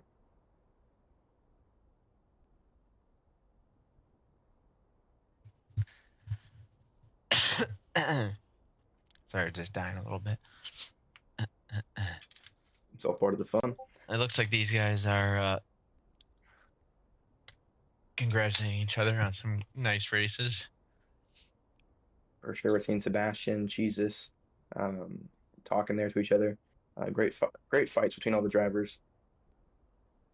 I'm really excited to see what happens race 2. Yep, and as you predicted, Thorn is up front there, did finish enough to go. We did lose a few racers along the way.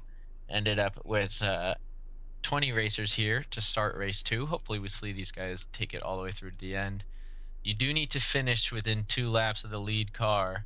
Or no, I think we said you need to have at least the same amount of race time or more than the leader to have your points counted for the event. But sometimes there's late joiners and stuff, so obviously there's some flexibility with all rules. We take things on a case-by-case basis.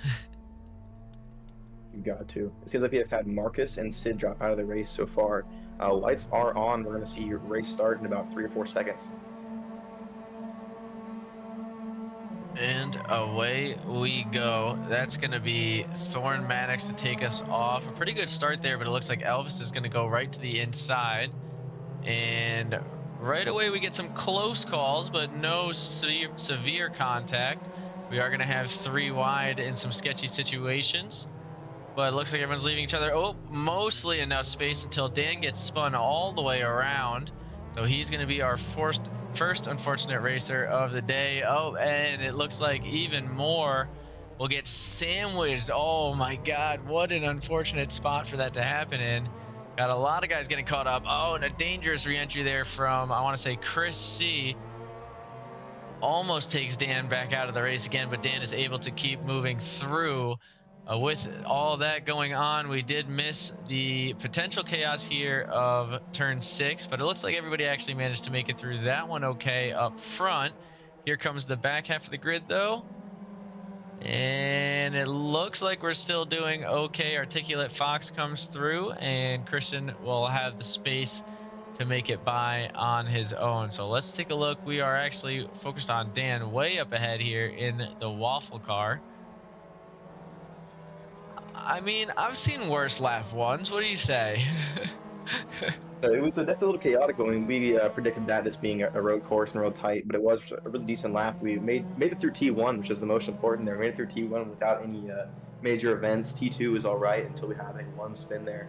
But like I predicted earlier, that third left-hand corner, technically the second left-hand corner of the circuit, being the third total corner, it's really tough there because everyone's super aggressive and wants to get in there, but you can only really fit 1.5 or maximum 2 cars in there. And we're now seeing a pretty big chain of events that just occurred here. Don't know who started that one, but a very interesting place to have an issue.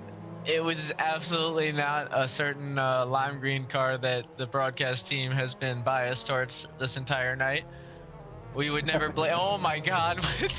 another big incident here on the straights. If two cars spun around going the opposite direction and rejoined right into the car trying to pass. This has been a very interesting race too. We might have jinxed it. And we're going bowling. I don't really have a lot of broadcasting terms loaded up for this particular type of situation. We're going to check in with the front of the pack here. Brett Anderson finds himself avoiding quite a lot of chaos. There's really no nice way to put that, as we are only 3 minutes into the race, and we have seen damn near everybody get taken out in one way or another. It's been interesting, though. It has been an interesting race so far. I will say that with your term saying let's go bowling, I think we might have had a strike there. Yeah, absolutely. See, this is where those 90s animations would come in handy. I'm very curious to see what's going to happen right here with Jesus in front, Articulate Fox behind. It looks like they got caught up in some chaos together, though, so that'll be good to see these guys race side by side for a little bit longer. Jesus didn't really get to have too much fun in race 1, so this is a bit more of a challenge for him. He's got a lot more of the grid to work his way through, and honestly, looking at who got caught up in that, he's got some serious racers to try and get by. Almost definitely. There was Jesus and Articulate Fox definitely got a pretty rough hand dealt to them, but they are some of the faster drivers in today's race, especially during qualifying, so we'll see if they can make their way to the grid. But as I say, that there's a huge gap between I'd say our first and second pack, about 2 or 3 corners of the difference here. It's looking like we have at least 10 seconds of difference between the first and second pack, which doesn't sound like a lot, but it is over the course of a 20-minute race, only down to about 15 minutes now. As I say that, we have somebody who has turned themselves into a fidget spinner down that. Yeah, it looks like Jay ended up getting a little bit of contact there with Thornton Maddox and finds himself in the straightaway. Good overtake there through one of these more challenging corners. We're going to see if we have any more incidents here, this being one of the more dangerous corners of the circuit. Yeah, I feel like it's just a good moment to take a second and take a peek and just see what all these gaps are throughout the grid. You can see, honestly, because of the way the chaos is shaken out, everybody's got somebody to race with still. Nobody's doing too many solo laps until we get to here. We do have Frank Mena behind, about 6 seconds off the pace, but charging through. And Ricky Richmond definitely had an unfortunate go of things. 13 seconds back, but still pushing to catch up. I'm trying to find which battle is closest to watch. There's too many to choose from. But it looks like Brett looking for a way back through Thorn. Brett was our race leader, so I think he did get caught up in that fidget spin, as you put it, I believe. It does seem like he did. He is now sitting towards the middle of the pack, P12, as he was P1. I will say Lando has done a great job of managing the pack. He did start out towards the back of the pack in this reverse grid and has now managed to put himself on podium position with only about half a second down to the car in front, being Wibba. Yeah, that is excellent little pack he's got behind him there, but that he's definitely carved through pretty well. Wibba is looking for the opportunity, possibly right here on Elvis. He's going to line himself up for a little bit more acceleration. Ooh, almost loses the rear, but finds it and finds the speed into Cologne. And this is going to be pretty big for Wibba. But Lando does have the pace, it seems, to eventually catch up, as he's got a purple sector too. And we'll see. Ooh. Yeah, these guys are going to be fighting to find their way around for a chance to get to Wibba. If he can start to put a little bit more distance between himself and the pack. Seems like there's a little bit of bump and grind going on back there with Patchy and Exeter. We're trying to keep our way with the whole grid. I'm seeing that Jesus has made his way through the first pack and is now side by side with looks like Anderson. Just made that pass successfully. Is.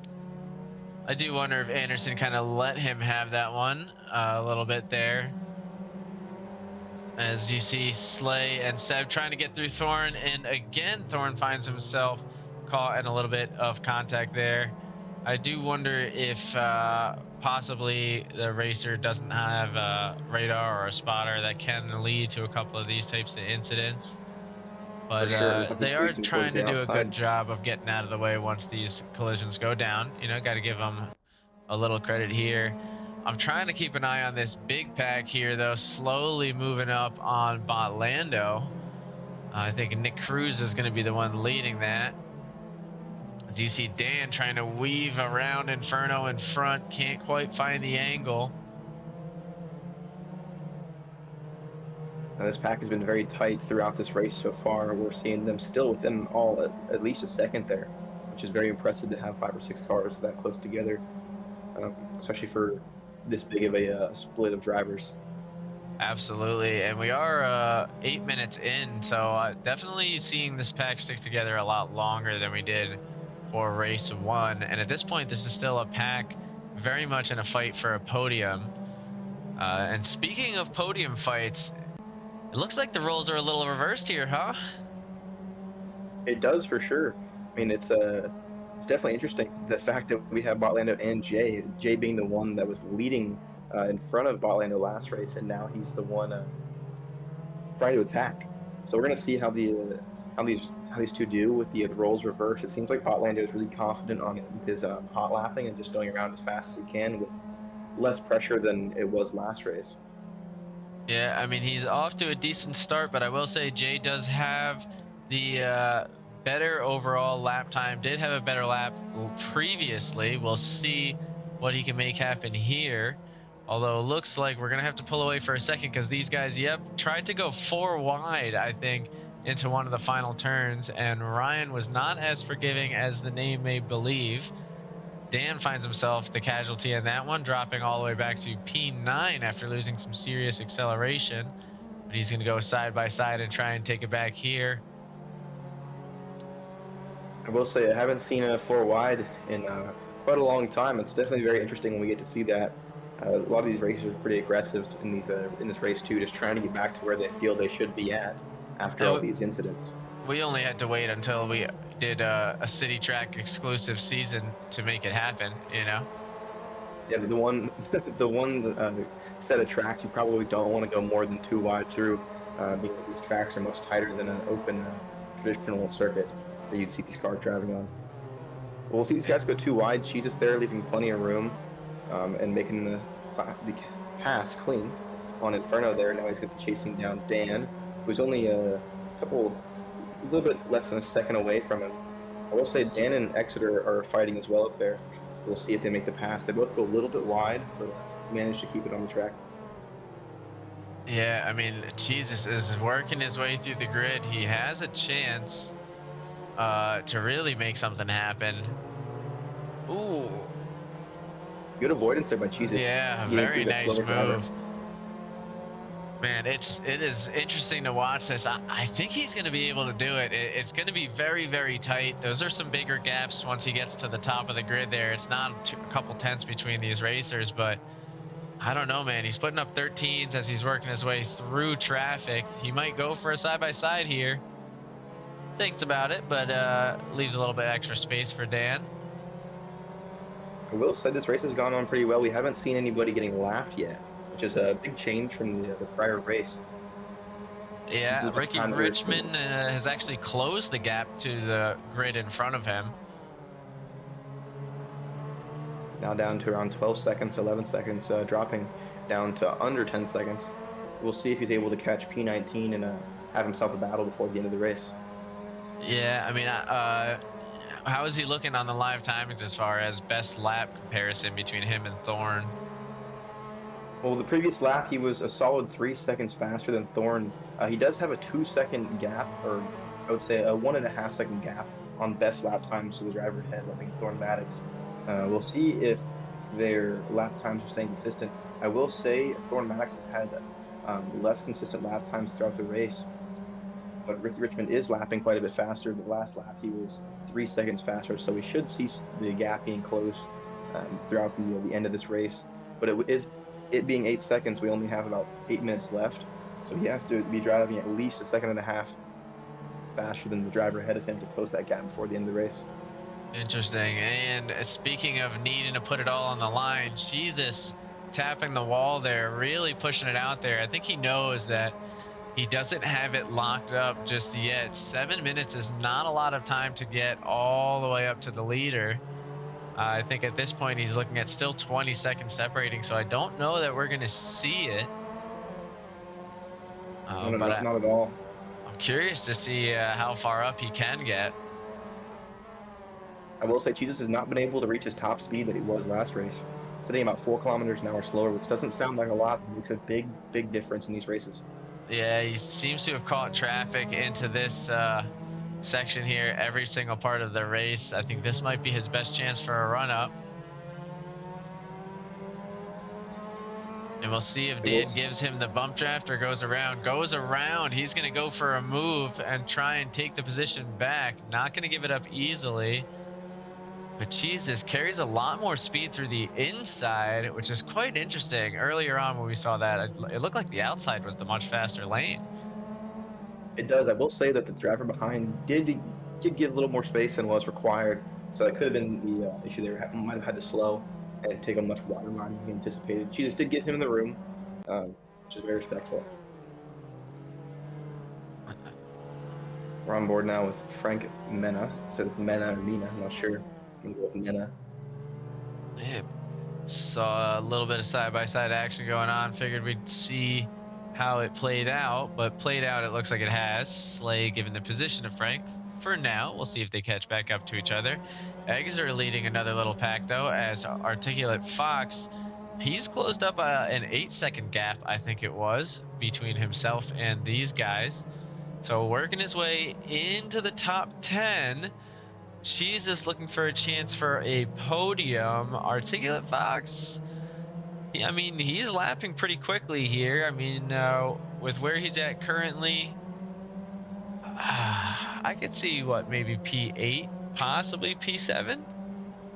Oh, for sure. I mean, he has had more trouble getting through this traffic than Jesus had so far. I compare those two because they are pretty similar in lap times and are really fast drivers here.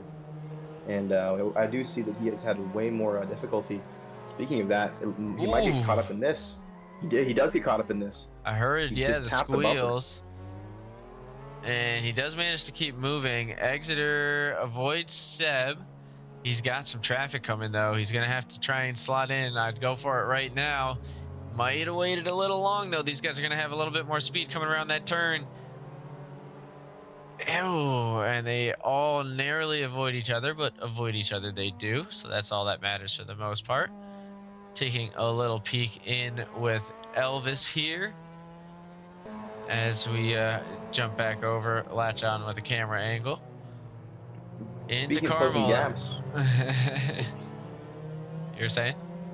I do say that Ricky here, he was 8 seconds down last time that we took a look at him, and now he's only 1.3 off of Thorn Maddox ahead of him, which he must have been lapping really, really well.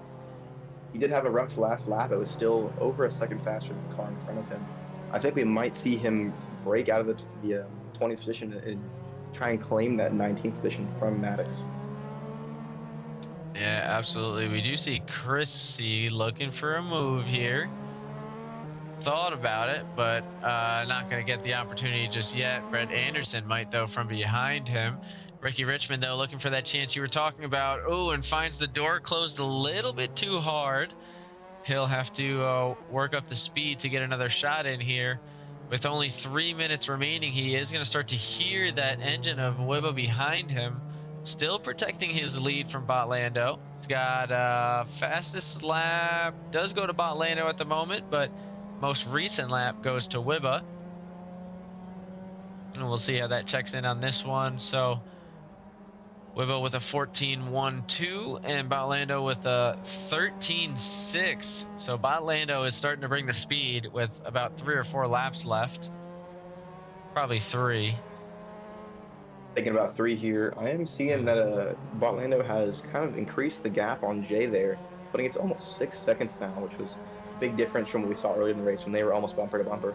We are seeing now Richmond looking for another overtake on Thorne. It seems that he might be getting pick squeezed another a little dangerous bit. corner. It is. He does Ooh, late braking really zone. He just gets it.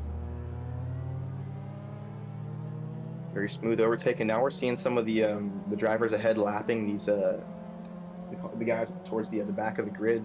I think that was Wibbo we just saw overtaking Maddox, followed by Botlando, seeing if he can try and slot his way through and keep that fight up with Wibbo going. Yeah, and we'll latch in with, well, actually, let's latch in with Botlando there since he's still got to work his way through. Ooh, he's trying to let him know that he's there, looking for a way to get back into the fight. And he'll have the angle, hopefully, here. Ooh, but not the speed, so Wibbo's going to start to crawl away, I think. Just a touch, for sure. 10th or 2 at a time. But it looks like he's also dealing with his own lap traffic issue as Ricky's not going too gently into that good night. Botlando again having to get out of the way of Thorne Maddox. And Thorne Maddox finds himself once more off to the side of the grid. Now Botlando has 3 seconds to make up with only 2 laps remaining. It's going to be very tough. I know he's not going to be too pleased with how the lap traffic came into play at the end there. Most definitely. I am seeing now that Jesus has closed the gap on Patchy ahead, is now down to less than half a second gap. They might try and see Jesus go for a late overtake here towards the end of the race and try and get that P4 and even maybe P3 to crack that podium.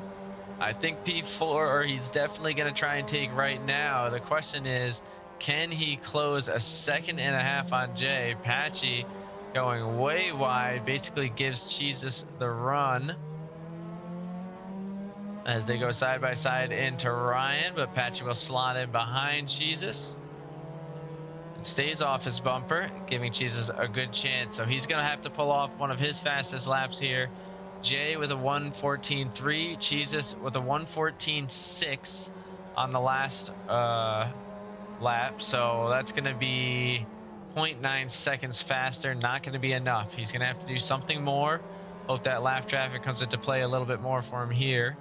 I do see Articulate Fox looking for another opportunity down below. We'll tune in for just a moment as he goes side by side with Nick Cruz and pulls it off. Thorne Maddox looks like causing a little bit more issues with the grid. Christian Crafton not able to find his way around and now finds himself in the striking distance of Articulate Fox.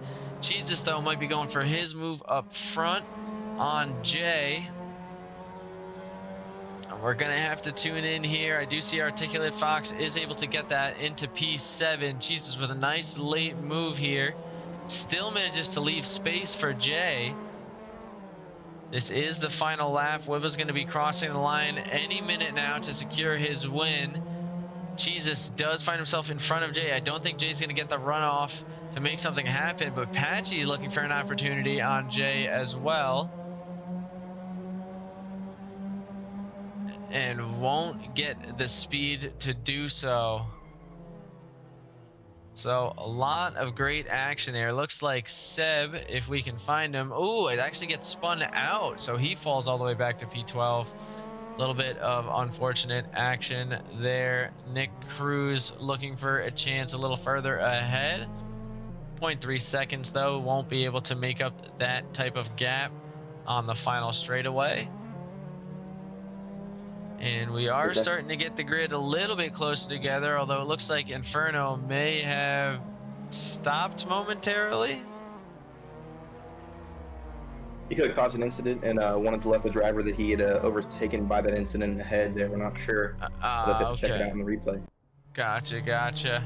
Well, it looks like we have one final chance here. Brett Anderson did not get the runoff, though, so it looks like he'll actually be losing a little bit of time at the end to Exeter, as we wait for Elvis to cross the line and wrap up the first race of the season.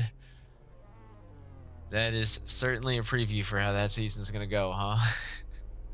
Most definitely. These 3 circuits are going to be real tough for these drivers to deal with. But I think they're going to get used to it the more they do them. This being the first race, we were bound to see some incidents, and especially with the grid of newer guys that we've seen. It's definitely going to be interesting, and it's only going to go up from here. And it looks like, let me see, we only have we have 2 more reverse grids left in the season, so that won't be too bad. I think everybody will be able to survive them. So, and you get 4 drops, worst case scenario. But I think that's where we wrap this bad boy up. I won't see you next week, but I think it's the week after. It might even be the week after that. I can't remember now. Just had the thing up. Hang on. Check the schedule. I'm on it. September 2nd. So not. Is that next week? Oh yeah. All right. Well, I'll see you next week then. For another season event. Awesome. I look forward to commentating it. Adios, brother.